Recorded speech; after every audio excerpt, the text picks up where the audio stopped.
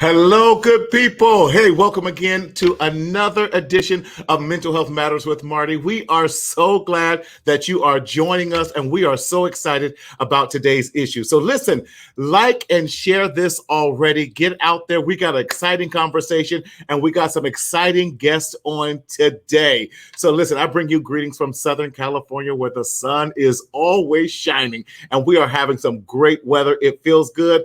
Caressa, hey, auntie, how are you? That's my auntie, one of my favorite people who always supports. It's always good to have family support you with that. Y'all, we have been dealing and so excited about today's show. We want to change the focus a little bit because we want to talk about COVID, but not just COVID schooling. But COVID is more than just a pandemic. So let us know where you're listening from today, y'all. Let us know you're out there. Let us know that you're concerned and asking questions. We have a great group of panelists out here today that we are so excited about. We want to bring in parents today and see how we are doing with parenting and everything like that.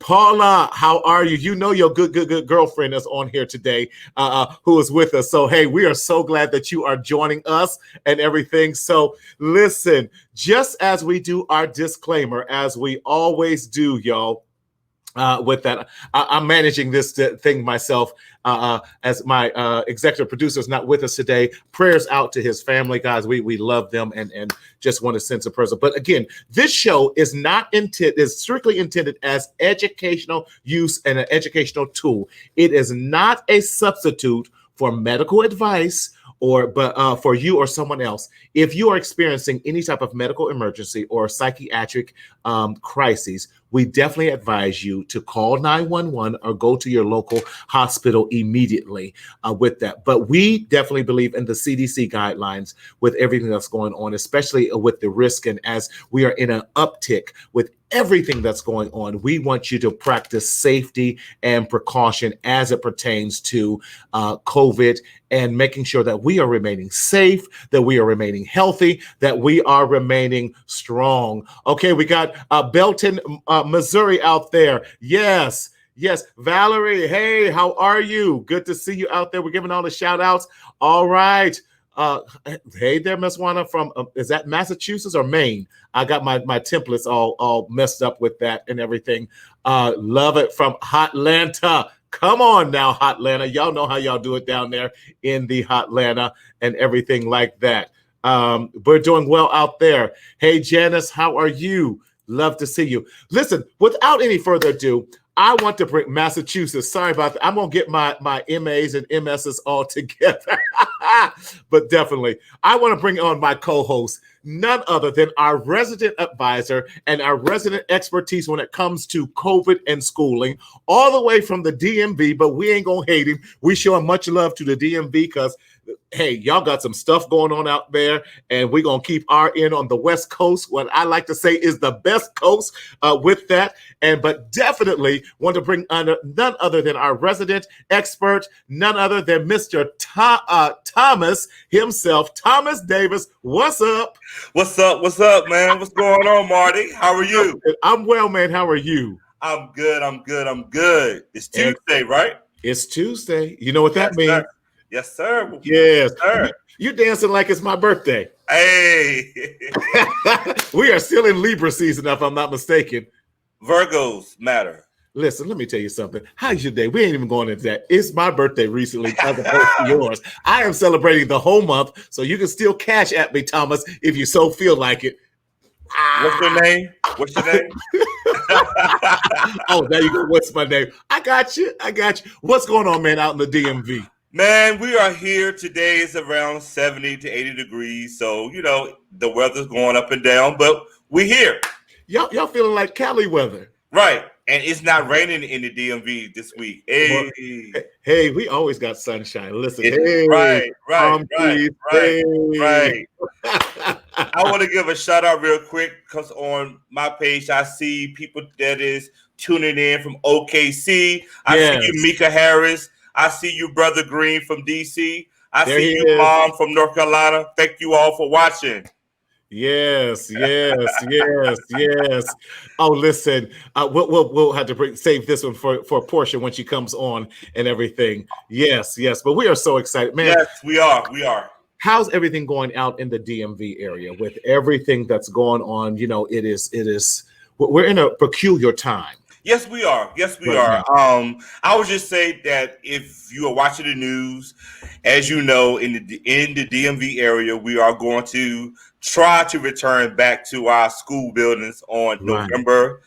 And there are a lot of Wow. concerns about the safety, Yeah. the buildings, if it's ventilated okay. It's just a whole lot of things that are just going on, and the Mhm. anxiety level is through the roof. Right. Right, for our Right. kids, for our parents, for Right. everybody. Some of my kids are excited about going back. Some of my parents is like, look, wear a mask, take your behind Right. out this house so I can get a break. So, Right. it's just like a whole lot of stuff going on. And most of all, we're entering the holiday season. So with Right. that comes adjustments, change, and stuff like that. So it's a lot of going on up here right now. Plus, Yeah. November the 3rd is right around the corner. So you already know. Yes, yes, yes. So for now, share with those who might be joining us for the first time your role, what you kind of do. We already know you're a licensed professional counselor, but also what you do as it pertains to schools and how that. Yeah, you know how we do with that. Don't be throwing up no alpha signs up in here. I'm gonna be good. I'm gonna be good tonight. Yes. And how's your school doing here lately? So I must shout out my school. My school is doing fantastic. We are taking every safety precaution as possible. We're making sure that we are checking temperatures. We are doing the mask. We're doing social distancing. We're doing all of that. We are keeping our buildings clean. We're keeping our buildings ventilated. And most of all, we are giving our kids the option to opt in to come to school on once a week, or we have them stay at home fully remote. So it's not a mandatory situation with us. So it's okay. It's okay. Good. My auntie's out there stop bragging. It's 45 degrees. Baby, I can't help it. It's 45 degrees in Missouri. Put a log on the fireplace and keep it pushing. Man, I am so excited. Yes. And we've been having this discussion. We want to kind of change the corner a little bit. Right. What we've been doing with our show here and really talk about how COVID is more than just a pandemic. It is. But it's affecting every area of our lives. Right. That. So I know some of the discussions. So as we've been talking, what are some of the things that we've been talking about, what we like to bring to the show as not just a focus on schooling, because that's going to happen one way or the other, but some other exciting things that we're talking about bringing over the next few weeks as well. Yeah, so we talked about how can we just relate to everybody. Let's talk about our seniors who are out here raising grandkids and raising kids that are in school. We want to talk about it with the parents. How are you feeling? How can you manage working? How can you manage raising the kid? What about that kid that just has gotten on your last everlasting nerve? Because that's a pandemic too, right? Because what about that spouse that got that's another pandemic. I'm tired of these kids being in the house. I'm tired of my husband being in the house. I'm tired of my wife. Somebody got to get out the house. Right. I'm just tired, so we want to bring an atmosphere so we could just reach all levels, bring in our doctors, our first responders, our teachers, our doctors, everybody, even some students from, that are age appropriate with consent before they come onto our show. But we just want to just tailor it so where we don't just focus on school. Yeah, because, look, this is my crazy cousin. I love her to death. She talk about speak on it. Amen. Hallelujah. And say it again. Say it again. I'm so glad I got some paid Amen Corner people. So we just want to just bring awareness about all of our pandemics that are going on, not just the COVID, because we all know what COVID is. Yeah. Flu season is upon us. If you can and if you are able to, get a flu shot. Take every precaution that you can take to be safe. And I think that's what our heart is really about that. Are we tired of talking about it? Yes. But as long as the pandemic is here. Right. I think you and I have agreed that we want to help educate our people Exactly. and provide a platform where we can have open dialogue, Right. have honest conversation. Because a lot of times we're too ashamed to Right. ask some questions, but we always want this to be a safe platform where you can ask questions. Right. We're just saying, listen, we're going to try and bring in experts. If we don't know the answers, we're going to try and find the experts out there who can come along and at least lead you in the right direction. Right. Because I say this, we don't want you to suffer in silence by anything, but speak, as I say, speak up, speak out, and live. So yes. Are you streaming on YouTube? Yes, Steve, we are definitely streaming on YouTube. Martinez Sellers. That's where you get it on YouTube. Steve is one of our guests there. But listen, let's bring on a guest. Yes. With that. Yes. And let's get this last question. Everyone is fed up with everybody and everything. Let's this here end already. Pam, let me tell you, Miss Pam, we all are tired of being tired. Yes. Paula, thank you so much. Thank you. So this first person, I am so excited to bring on. She is like the one who has helped launch my, and I say it this way, my career. She's been there to help me with launching my podcast, tell me how to better what I do. She is like not only a mentor, but it has become, she and her entire family, just family. And it's so great when what starts off as being a business relationship turns into a family relationship. And she's like my little sister now. I'll be like, hey, don't nobody talk, nobody better talk about Miss Jenkins, Don't nobody be talk about none other than, she has a wonderful media organization, Portia Scott Media. So all the way from the ATL, fresh off of vacation, let's welcome to Mental Health Matters with Marty and COVID-19 with my co-host, Thomas Davis, none other than the beautiful Mrs. Portia Scott. Hello, darling. Hello, darling. How are you? Darling. How are you guys? Hey, Miss Portia, it's honored to be in your presence. Oh, you guys have to stop. Thank you so much for doing this show, but having me on. I am just so honored to just grace the show of Mental Health Matters with Marty and this COVID-19 and all that you guys are doing. Hello, darling. Hello, darling. I love that signature line of yours because it makes people feel so warm and welcome that they are at home, and it's so great. And so those of you tell us about your show and what you've been doing, because I definitely got to give a shout out to what you're doing and how you've been helping so many people. Absolutely. So it's funny, Marty, because you say you love Hello, Darling. It really comes from something my mother said. So my mother still says it. Darling, darling, darling. That's what she called us. And she used it as a term of endearment, not only when we did something great, but she used it all the time, even in discipline.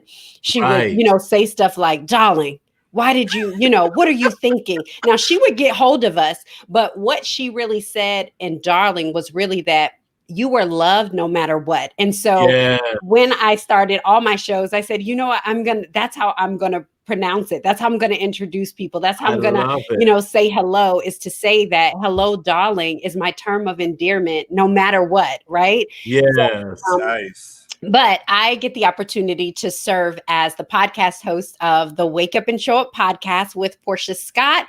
And we are back next Thursday. Listen, next Thursday, we are back with season 6. And I'm so excited. One of the things that I say is that you may not be able to feed the 5,000, but you can impact one. And it happens through the power of one. And so the guests that we have on the show for season 6 are directly impacting humanity. So we have caring for girls and how they are helping girls stay in school in South Africa by providing hygiene products. We have a young lady on that has a nonprofit helping Black women for maternal and infant death because unfortunately we experienced that. We have someone coming on that is giving returning citizens from prison a second chance. And I mean, we have people talking about venture capital in the Black community, and we have missionaries that are coming on. So I think it's just going to be an amazing season of really waking up, showing up, and impacting the world. That is awesome, Miss Portia. That's awesome. Isn't that amazing? So it makes it like what we're doing is nothing. No. We all have our part to play. Hey, little Martin, let's just do this right here. Stop but it. No, I appreciate your just your heart and wanting to do things and staying in your lane and being proud of that lane and just shouting from the rooftops, because that's all. If we all did that from our corners, imagine what a difference we can make in this world. Absolutely. Absolutely. Awesome. Well, thank you for joining us. So we got some exciting stuff. We want to just have a conversation. I want to bring on our next guest. Listen, these two are the parents. If they're those who remember, we had those amazing dolphin twins that were on here, and they are back in school and they shared with us. But behind every great student, and in this case, students, are some great and equally amazing parents. Now, this is my boy, my best friend with that. We call him Rasta GT with that. I can't even do that. Rasta GT. Hey.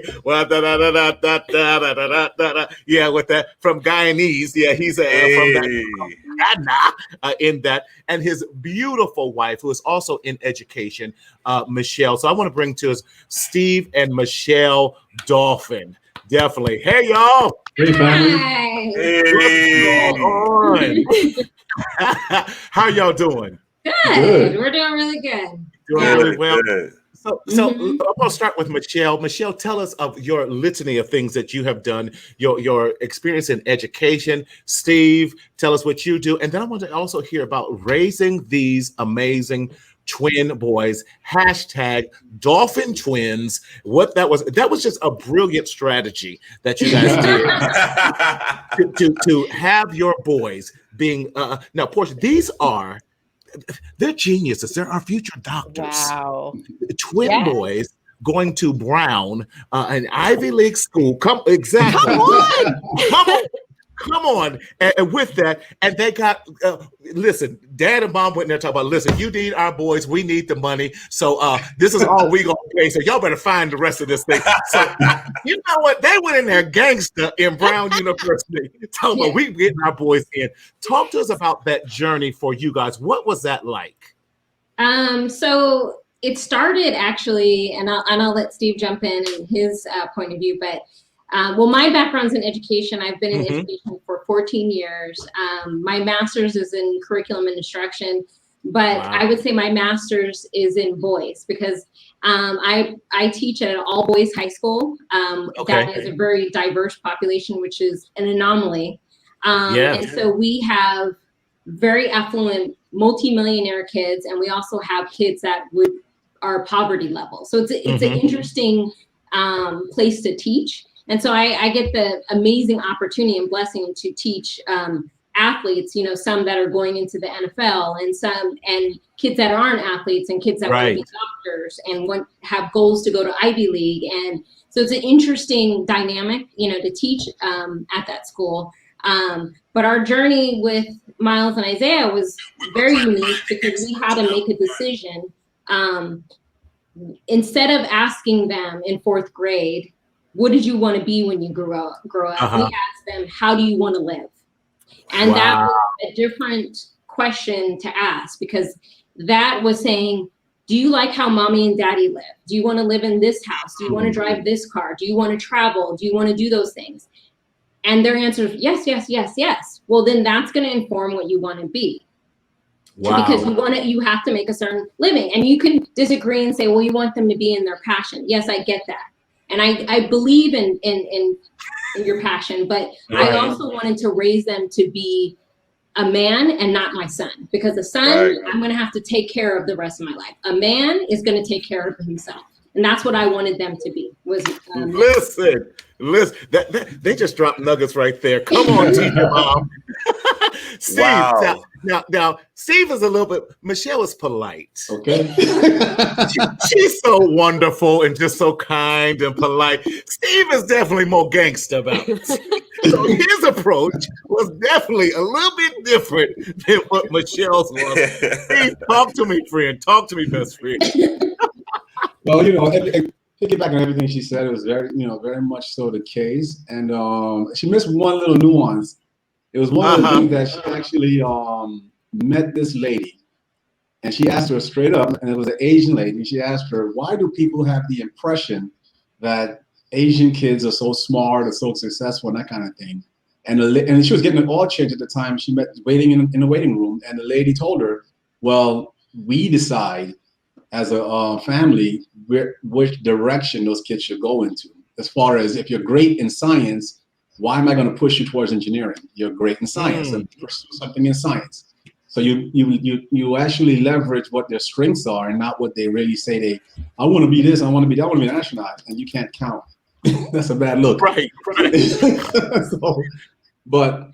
So that that kind of tailored our path a little bit, because it was like one of the things that they mentioned to her was, when you go to the library on a Saturday and Sunday, who do you see?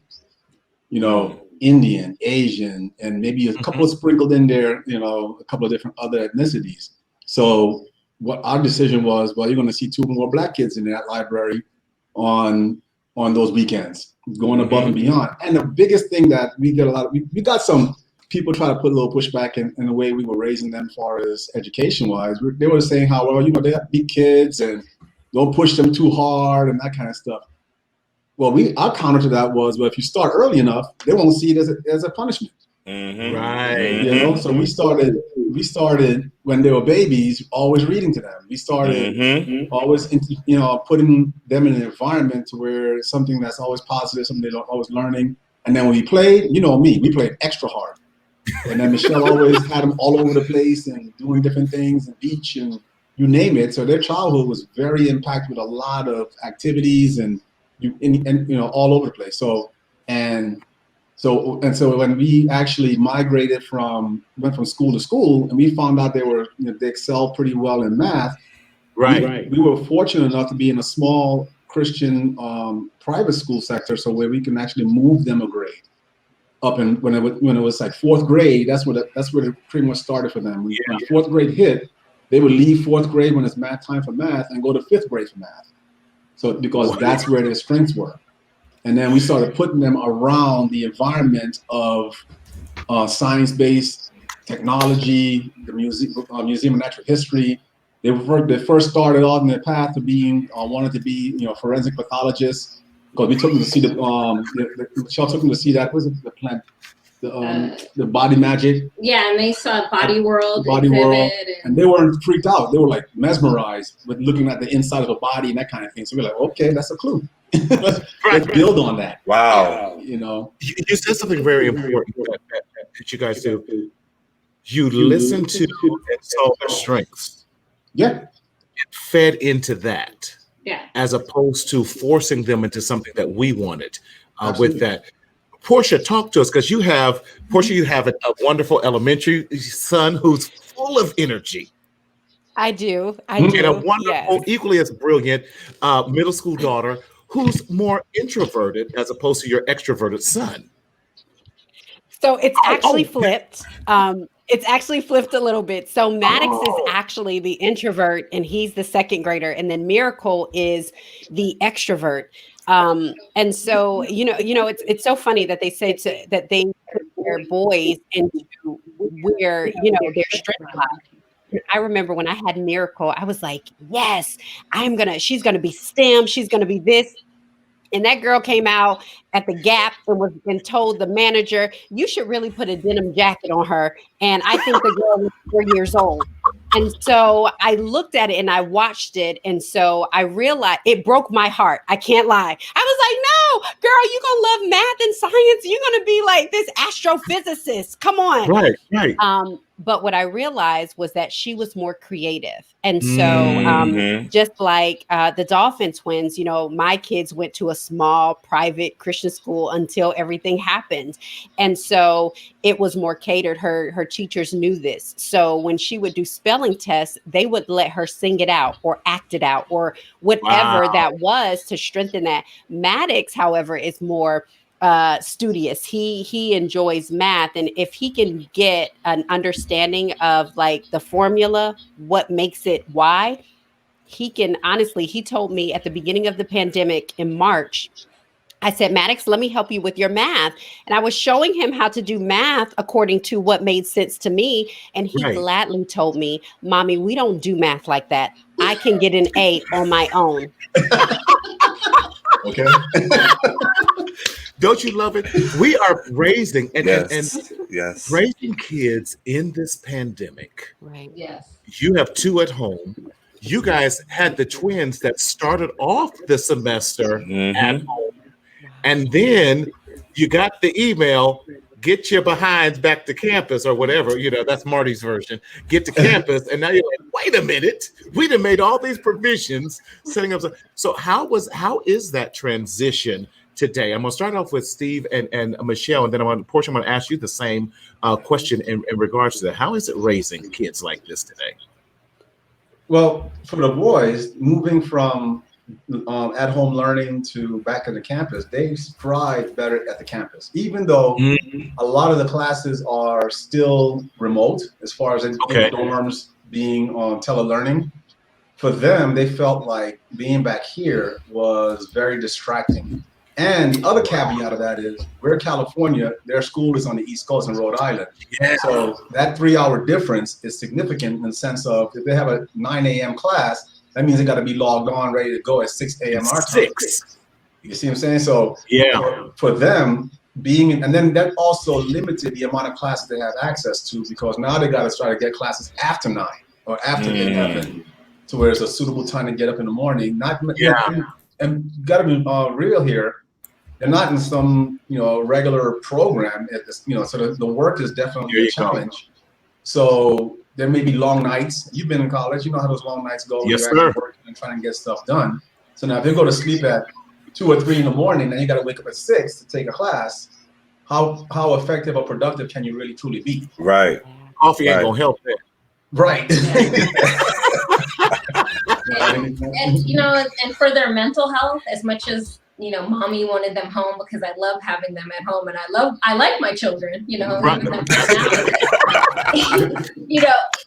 It was a selfish thing, and I had to realize for their mental health, them being home, the developmental things that they experience in college, even if it was a little bit of college and not the same, developmentally for their mental health was going to be better for them to go back. Right. And they're thriving. They're back there in the campus. They got one class they could see maybe a couple days a week, that kind of thing, out of the 4 they're taking. But they're thriving. They're in the grind. And, fortunately, they're both are the same place, same dorms. They're not in the same rooms because Brown has a program where no one could be in the same room because of social distancing. Okay. They structured the school system to where less kids are at school, meaning no freshmen allowed first semester. And what they did was added a 3rd semester, so to help counter that. So next semester, we don't know if they're going to have enough classes for them, that kind of thing. Wow. But by them accommodating COVID in that scenario, that means less heads at the campus. That means more room availability for the kids to have their own rooms. And for us as parents, we're excited about that because now we feel comfortable knowing that they're going to be safe. Right. They have a structure in place to where we're not worried. They're not, the kids are like, they're trying to play the role as superheroes, that kind of thing. It's not going to affect them and they'll bounce back and So, but for parents, we're over here stressed about it. Right. And that's the conversation we got to have, even with being stressed out about it. You having college kids and you're like, I know they grown, but they still my kids. How has that been for you? Go ahead, Michelle. What are you saying? No, and I was going to say, for me, also, because I have some health issues, and for them to be home and the mindset of, teenagers and young adults as they're invincible, it's also that it's almost like protecting me that they're over there, and I know they're being tested twice a week, and so it's more of it's a safer environment, almost than it is here. Come on, private school, get tested twice a week. That's that good brown money. That's nice. Yeah. Portia, how is it for you, being a mom with your kids at home? Yeah. Can I be candid? Please. It's harder this time. Well, actually, you know, if my husband was here, he would say the way of a transgressor is hard, but it is this time more than in March. So Michelle, you know, for us in our family, my husband has an autoimmune disease. And so while I would love for my kids to go back, it just isn't safe, right? For our family, because my daughter, my son could bring it into the house. And so when my husband goes out, he's much more, you know, cautious. Like he understands what's at stake. Where the kids, they'd be ready to play. And I know the schools are doing a great job with trying to social distance. But for me, I just can't put my family in there. But what I realized was because my son had always been such an introvert, that I realized that he really lost his community when this happened. So much of his community was in this private school that he had been at for years. And you take that away, and we've tried to do everything. We're a really close family, so we do a lot of stuff together. But there is nothing like having that friend, right? Yes. So he does have a couple of people from church.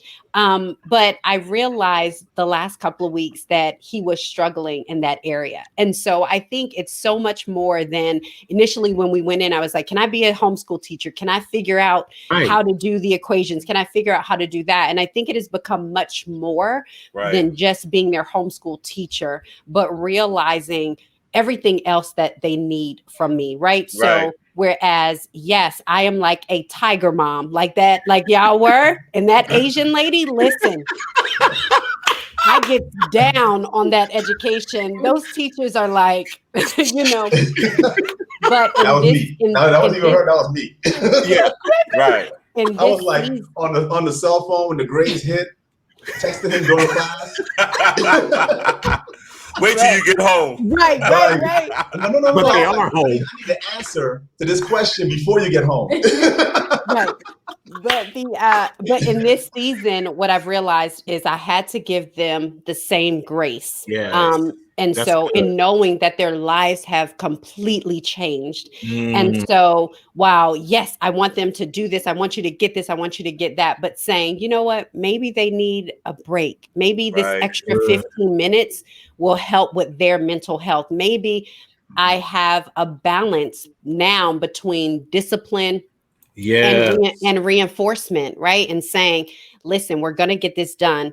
But what I want to acknowledge you for is the fact that you did this or you maintained this, you know. And so I think that's for my little guy, it's that's for me has been the focus. And then my daughter being the extrovert, she has had some friends because some of her friends are their parents are friends. So we know they've been tested and things like that. And so she's had people around, but she's also like chomping at the bit, you know, to get out. But what I've realized is really making sure that while they're home, that I'm teaching and that I'm doing it according to their temperaments and to their learning styles. So with Miracle, sometimes I gotta just let her do a TikTok, you know, and then with Maddox, I know that once he's in a space, leave him there because he wants to finish it and then go on to the next thing, you know. So I'm even learning about their learning styles and how they learn and things like that. So excellent. And it's funny because this same thing still applies today with the boys being in college. You know, one of them can, you know, get on the cell phone and watch some videos and YouTube and video games, that kind of thing for hours. And then when the time comes, he's my crunch player. The time comes, boom, he clicks right in. So, you know, and people make joke about him saying that he's so focused all the time and that kind of stuff. I'm like, no, let's let him do his thing. You'll pull it off, and just relax. And and that's a big thing as parents. You know, we trust that whatever they got going on got them to where they are today. So now it's time to let them fly. You know, as long as they're producing, and that's my biggest thing. You got to produce. If you're not producing, you're taking advantage of me. This brown is expensive. And I don't deal with things. Like a Marty would talk it through. Here we go. All right, so let's segue real quick. I'm South American. I'm Guyanese. I got an attitude. And you're taking it from Brooklyn to top it all off. So it's like, you're not gonna, we joke about it all the time, but we always, we always push and push and push, and you gotta give when the time is right to give as well. You gotta give them that leeway to go out there and venture out. And it's funny because one of a doctor friend of ours, optometrist, he was talking to us the other day, and he was saying that chemically in young adults, they desire to strive to be around community. So by them being isolated for such a long time is not really good for them. You think about it, when we were that age, we were in clubs, Marty. We were, we out there socializing, running the streets and doing our thing, working hard. Yeah. Wave your hands. We gotta know you. We went to choir rehearsal first. Right. That was the warm up. To Mr. James. But still, we were able to fulfill those needs and desires of being around fun, having a blast, and having community, having a bunch of people around us, and kind of what we're coining the term New York wilding out a little. So still under the guise of church, But at the end of the day, we had that. So now we're trying to tell these kids that are 17, 18, or younger, sit at home, don't leave the house, and be normal. Right? And their inner desire is like, I gotta be around some people, Right. And it's to the point where, like, our kids are telling us now, they're in the dorms at Brown, but then there's no one else really in the dorm with them. So they're trying to schedule, and they know they're in a clean environment because they're getting tested twice a week, and they get, they have all those different things, all those bases covered, but still the head count is low. So now they're trying to figure out, okay, people are going to be at the cafeteria at this time. Let me go eat lunch this time, just so they can be around some, other eyeballs. Yeah. Right. Thomas, right before I'm just read this comment real quick, says, I think mental health is on the rocks now, which has become an even bigger struggle. It's no joke. And I definitely agree, April. I hear what you're saying, but go ahead, Thomas. I just want to say to our viewing audience, if y'all are not taking notes, let me tell you something. Let's start with the Dolphins. You open up, Miss Michelle, you asked your child, how do you want to live? Mm-hmm. You did not say this is how you're going to live. You asked your child, how are you going to live? To our listening audience tonight, ask your child, what do you want out of life? Yeah. That's how you formalize that relationship. That's how you formalize the grace. That's how you formalize everything that you all are speaking about tonight. Miss Portia. Can I dig a little deeper into that? Yes, sir. Yes, sir. Take it on. Ask a question. Because one of those things, you're chasing lifestyle. Right. If you think about it. So, hey, Marty, put us back on the screen, man. Oh. I look at you. He's got control of my that show. Is definitely your best friend. Come on somebody else's show and tell them what to do. I'm trying to create a little atmosphere. Nick, don't put me back on the. I'm like looking at everybody. Put it back, Marty. Put it back. Then Brent on stage. So, right. Yes, we would always talk about that was our dining room table talk. You chasing lifestyle. And then Michelle mentioned that we actually went a little deeper. We said, if you want to live near the beach, let's look at what houses cost on the beach. If you want to live in the desert, let's see what kind of houses cost in the desert. So we associated a figure with the life they were chasing. Mm-hmm. Wow. You like cars. Okay. What kind of cars you like? Okay, you want a Yugo with a kit, or you want a Lambo? So, Stephen, that's so good. Right. So, Stephen, at what age did you start having these conversations with your kids? Fourth grade. Fourth grade. If not younger. Yeah, and it's a trip because now oh, sorry, you want to ask a question? No. I was going to say, like, it's so amazing. I believe in exposure, my husband and I always say exposure lets us know that it's possible. And so when they said, I want to do this, it's easy to say that. But when you took them to say, this is how much the houses are, this is what it looks like. So now not only do they know how to work towards it, but they've been exposed to it. So it's almost like, oh, I can do this. I can get that, So it's attainable. Mm-hmm. And we call it dream building. We will literally get in a car and go to those neighborhoods and drive those neighborhoods and go to open houses and walk in those mansions and walk in those houses on the beach Yeah. And now it's funny because to this day, we'll be watching YouTube, watching the shows and different all the real estate shows, and the guy showing what 1 million would get you in LA, what 5 million would get you in LA. Right. And our kids and all of us, we'll sit there and laugh and be like, man, that's dope. That right there is nice. And I still do it to this day. I do too. Yeah, because he'll flood my look at this house. What do you think? And like, that ain't in my price range just yet. Right. But I wanted to add something to that. You know, that how do you want to live is not just the material thing. And Right. I don't want to get caught up in that. It is also happiness, because the last thing we wanted them is you have this ultimate career, but you don't have inner happiness Peace. and joy. Right. And so, and that comes from spiritual, but mental happiness. You know, I've seen, so as an educator, I see kids that, you know, affluent kids that they have it all. They have access to it all, but they're unhappy and there's no joy. Right. So that, you know, I wanted to say that's not like we were like, oh, you want to drive that car, you have to do this job. Right. It was, is that going to bring you joy too? Right. Absolutely. The feed is going crazy. I though. love The it. feed is It is. crazy. That's from us being involved, being, you know, as a team. Like you said, we played hard together. We were a unit. And Yes. then we moved as a unit. Yeah. And we went through life with our kids raising our babies as a unit. You know, so for us, and that also segues into as adults now, because they're 19, they're grown men to a certain degree. Right. So it gave us an opportunity. We have those real conversations still to this day. We share everything. Yeah. And we don't hide that stuff from them either. I'm sorry.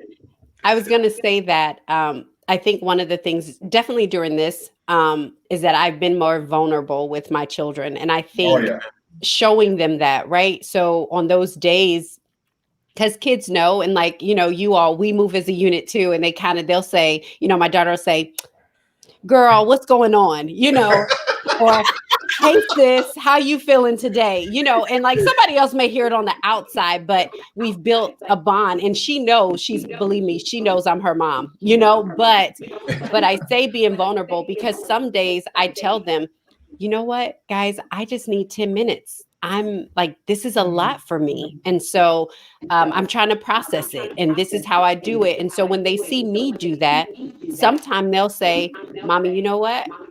Just 5 minutes.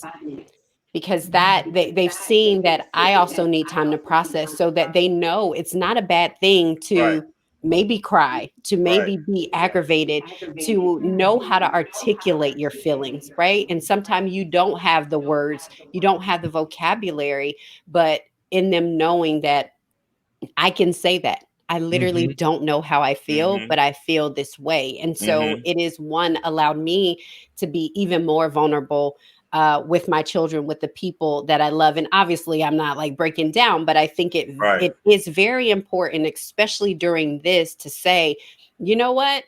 I know it's hard for you guys. Sometimes we're trying to manage this too. And I'm trying to figure it out. And, you know, and so I think saying that, you know what? I'm not perfect. I don't have all the answers. You know, I'm going to do everything in my power to make sure that you have what you need, that I show up for you.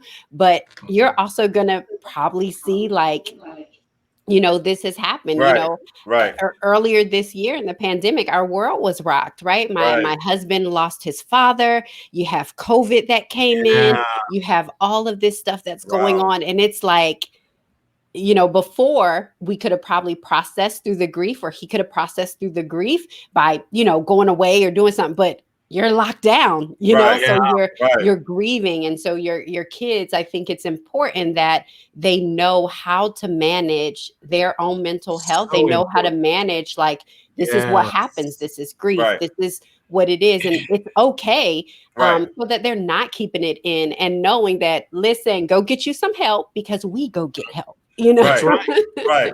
Hey, Marty. Yes. Let me tell you, questions are coming on all of our platforms. It's blowing up, brother. Y'all are blowing us up tonight, and we thank each and every one of you all for asking the questions. This is what we are here for. There was a question that was posted on a page, and it says, from Miss Mika Harris, and thank you for watching us all the way in OKC. Do you all create vision boards with your children to help them achieve their dreams? Who would like to answer that? Go ahead, Portia. Okay, so I'll go first. I wouldn't say that we per se put together a vision board, but I do, because that's what I do is like goal planning and execution. We do have those talks, right? At the beginning of the year, we talk as a family. What is the goal as a family? And then what do you want to see? And we break it down for them. So we don't take the whole year, but it's like, what do you want to do in the next month? And a lot of it is, how can we better serve, right? Our family is really big on giving. So how are we going to serve? This year we made a pledge that we wanted to give $25,000 more than we gave last year. So with that, we had to tell our kids, we want to give $25,000 more. So this is what it means for our family. This is what it looks like. We want you guys to be involved, right? So they're asking, how much did we give? Are we at our goal? Did we make it? And so not necessarily vision boards, but as far as talking to our children, catching up on that, showing them how to create goal plans and to set and to execute and having you being that accountability, we definitely do that. Awesome. Thank you. Awesome. Portia. Thank you so much for answering that question. So, Miss Michelle, I want to jump in and ask you a quick question, and you, Portia, as well, as our leading ladies of the house. How are you all able to separate work from personal, from businesses, from life? How are you all doing with that? Michelle, I'll let you go first. So to get personal, right before the pandemic, I was diagnosed with an autoimmune disease. So I was hit with that. And then my school was shut down. So it was just a lot hit all at the same time. And then my sons came back home. So what I had to realize is that I had to take time away from all those things for myself and put things in place for me, just for me. And normally it would be, let me make sure my son's okay. Let me make sure everyone else is okay. I had to learn to say no for my mental health. And at the end of the day, I had to say, I'm done with that. Okay. And even if it wasn't, I didn't do the best teaching today. I didn't do the best at this, to be okay with it. And be intentional about getting up earlier and spending some time by myself. And I'm a big journal writer. So I just need lines and just write. And I used to write, it was a letter to God, but now I just write how I'm feeling. And it's a check-in with myself. And so it's just saying, but I started with what I'm grateful for and who I'm grateful for. So, and that is a page that's permanently turned down in my journal. So I go back to that and I look at my gratitude of who I'm grateful for. And the list gets longer and longer. Wow. And who I need to pray for and who I need to forgive. And I was just telling my niece this the other day. Forgiveness is a big part of me moving on and getting through this, because you have a lot of time to think. And you can start thinking about who has let you down, or you can look at it as who you need to forgive. So I looked at who I needed to forgive, and I was telling my niece that I had to write these people's names down and say it every day, even though I didn't believe I forgave them. I was like, I believe, I forgive you. And until it became something that I really did forgive them. So that's how I kind of separated, work from and focused on me, and looked at things that I need to improve upon, but not being hard, but giving myself grace through this. And that's the biggest thing. Grace. Yeah. Can I interrupt real quick? I want to show a couple questions that really have me concerned that I want to address, because I don't want to skate past them. One is by April Andrews, and she says, seeing my children's unhappiness has been the hardest. This stay inside safe thing has been rough too, since we are so used to outside activities. And I think this is a great question to ask. And thank you for sharing that. How do you all deal with it? Especially, Portia, you having a son or your daughter being, and how do we keep our children? Because that's different. We're having to change what we have done. And how do we keep our kids happy if there's such thing as this during this time? And I definitely think the things that all of you have shared, communication, how can we do things? But Portia, how does that work for you with trying to manage keeping your kids happy in the midst of all this? Yeah, I think that's a great question. And I definitely agree. I think every kid is different. Yeah. For me, my daughter, is kind of like, she's kind of that self-motivator, you know? So with her, I don't have to do as much. We spend a lot of time talking. So going outside for her, just because she's older, isn't a big thing. Right. But let's move into my second grader, right? Yes. And so what I have learned is, and I don't know if it's, you know, happiness per se, but I think one, having that communication. And what I've started doing is, he really, really loves gaming. I have no idea how to game, but I make sure that I go in, and when he asks, like, Mommy, you want to play? I'm like, yeah, let's play, or let's hide, or, you know, I kind of follow his lead, because he begins to tell me what to do, and what works today may not work tomorrow. And I think understanding that. So like today, maybe playing with him worked, but the other day we were outside by the fire and he wanted to do science. So he wanted to throw gummy bears in there, and like literally the kid lit up. So I think that just the, you know, all the tools in our toolbox I'm using, it's not just one size fits all every single day. I think it's important to note that it may change hour by hour, day by day. So I really march to the beat of his drum when it comes to that. But obviously we can see it on our kids. So I ask like, buddy, what's going on? And sometimes, I mean, he's 7. So sometimes he can't articulate, you know, he doesn't really have language. He'll get like really upset and just frustrated. And so I go in and say, hey, do you want to play a game? Well, I don't want to do that right now. Okay. Well, what do you want to do? You know, can I tickle you? Can I do this? And they're so young that like the smallest thing you would be surprised. And so I wouldn't get frustrated when what you did yesterday didn't work. Just keep marching kind of to their beat, because it really is up to them. You know, some days I'm like, journaling works. Some days I'm like, yes, my prayer was so good. And then other days I'm like, hey, help me, Jesus. It's me again, you know? So think of your kids exactly. They're just little humans. They're really just little people. So, yeah. Thank you. We have another question I want to address by Caressa Key, who is my auntie, with that as well. She says, I think to talk about kids goes to a counselor, and it doesn't seem like it helps. And she tells me one thing and does something else. Tell them then what do they want to hear. I don't know what to do. And then she put in here, says, you know, in here too, April, I need help, but I don't know what to do. It's my granddaughter. I get so mad with her. Thomas, can you address that one, please? Yes. So first thing is first, thank you so much for just reaching out to us with this question. Thank you for being transparent. One of the number one things that I always tell people, you have to speak your truth. You have to let your counselors know what's working, what's not working. So what I would like to empower you to do is to go to your counselor and say, hi, this is where I am. This is how I feel.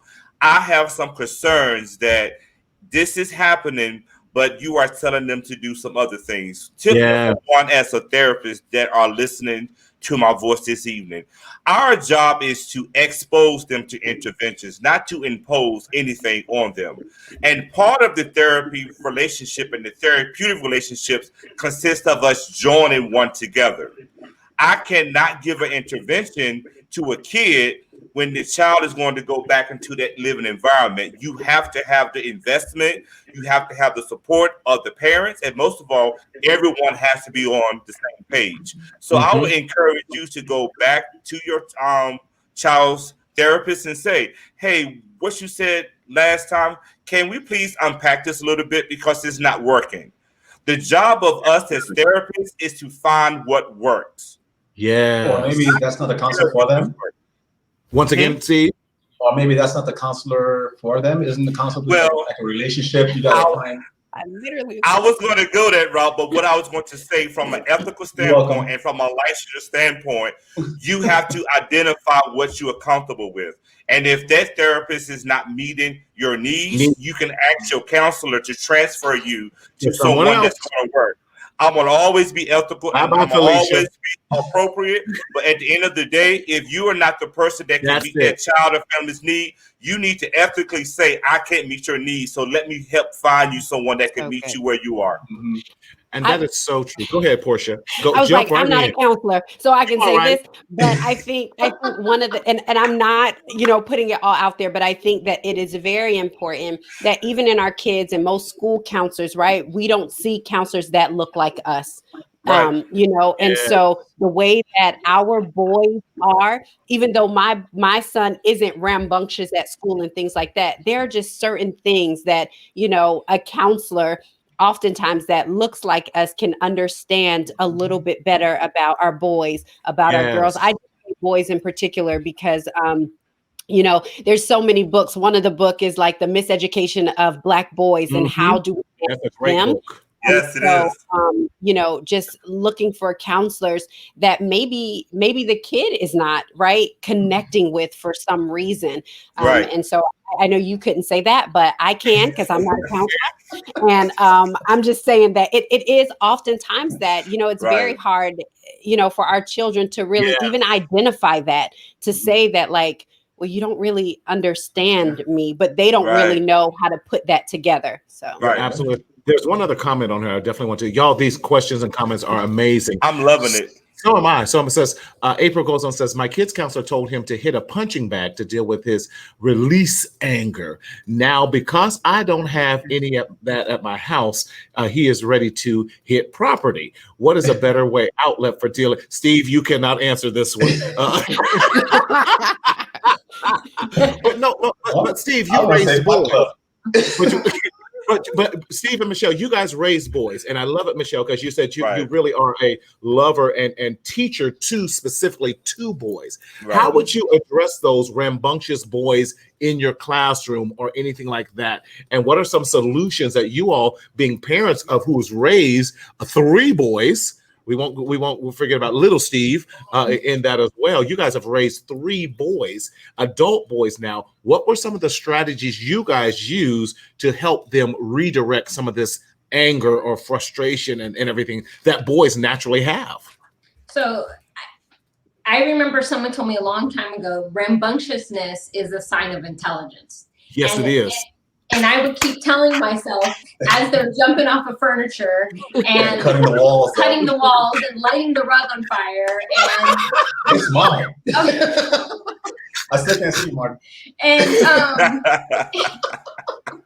And doing stuff like that. Okay, they're intelligent. Okay, but redirecting that, and I think what Portia said is so true. That what we did too was exactly what you do, Portia. Is whatever they were interested in, I was interested in. I didn't know about video games and all this, but I was like, I'm going to listen and all the language they use for video games, I was going to figure it out. I was going to learn that language. And then when they were interested in lacrosse, I didn't know anything about lacrosse, but I was going to figure lacrosse out. And so, can you put a pause right there? They raised 2 Black young men who played lacrosse. Come on. Okay, go ahead. But I think for when they were little, one of them had some anger issues, and I was concerned. I was really concerned. In fact, quick story, he locked me out of the house, and I could not get back in the house, and he locked the front door and the back door. And because he was angry at me, and I wasn't home. And I asked the other one, "Could you open the door? It's mommy, let me in." I love to, mommy, but he's gonna hurt me. So I had to call my best friend to come unlock the door, and I thought, oh my God, I'm gonna hurt this child. He is not going to live. And my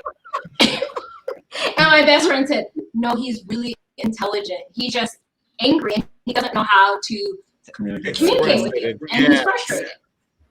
And so I had to give him an outlet. And so what I started with them when they were like 3 or 4 is at night, we started saying, okay, I would say, I was really proud of you today when you did this. And what do you think you can improve on? And we started this, and that was something that I did. It was more for me than them, because I had to say, "Ooh, that was a terrible day," but it made me think about what was a good thing that happened, So I think that's some of the things for redirecting. But as an educator with the kids in high school, I always say if there's a misbehavior, I say to them, I pull them outside. I don't embarrass them. That's the first thing with boys, because there is this, you know, they don't want to be embarrassed in front of or disrespected, right? So I pull them outside and I say to them, hey, you know, you don't normally act like this. Even if they act like that every single day, but I speak that behavior that I would like into them.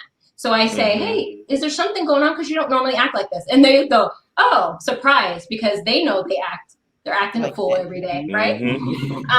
But that's what I do in education. And then they kind of think about, you know, their behavior. And I say, okay, going forward, what could you do differently? And to help them put together a plan so that they can get back on track with their behavior.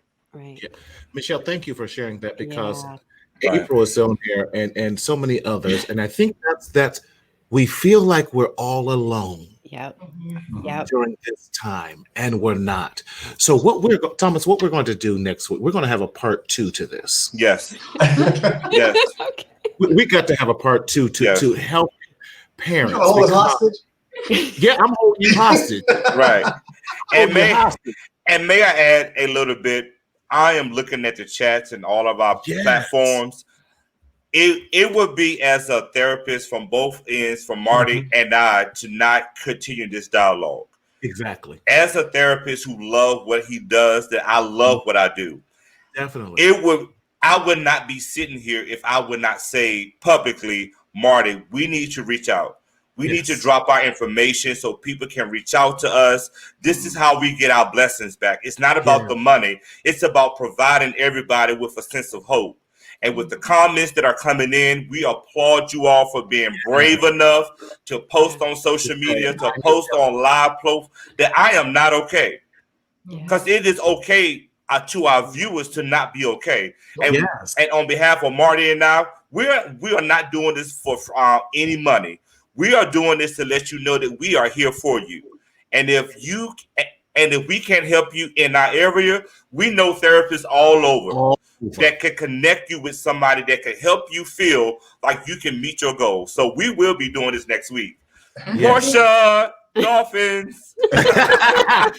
Thomas, drop your information in there too, how they can get a hold of you, your website. I put mine in there with marcelconsulting.com. We want to listen, if you are finding yourself in need of help, and we cannot thank these dolphins enough for these hashtag dolphin twins. Listen, y'all need to, Portia, we need them on another show with you and talk about how to, because we need to build communities on how to keep our children excited about education and funneling them through their strengths. And then having the bulldog approach that Steve has.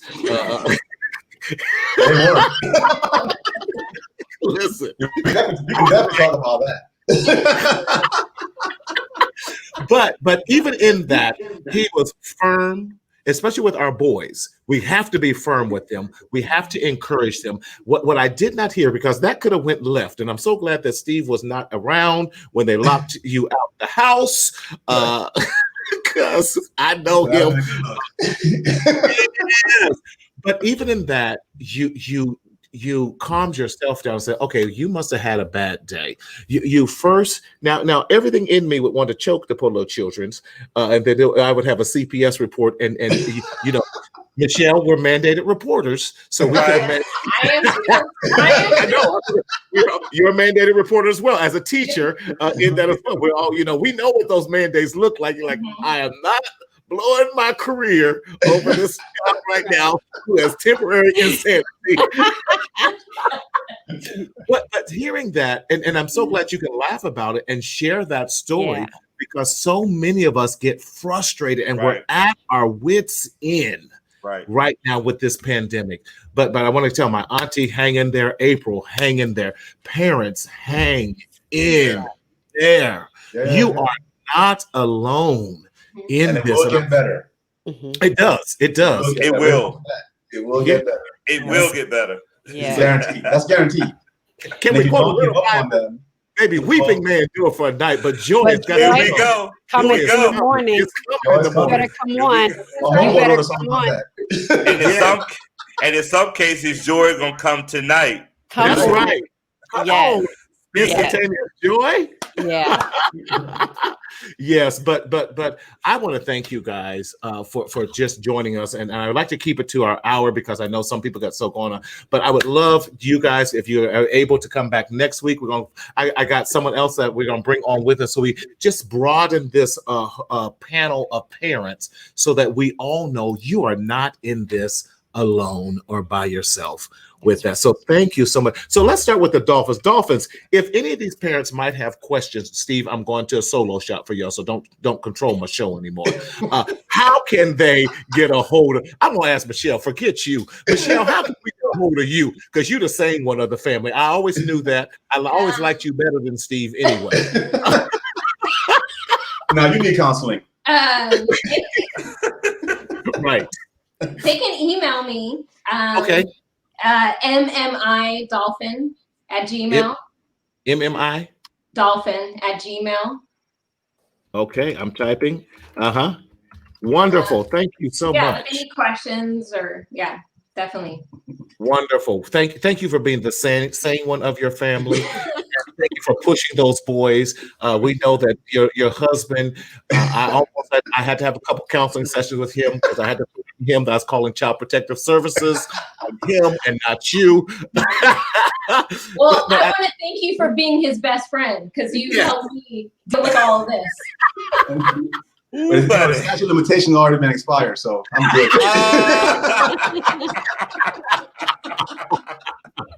Yes.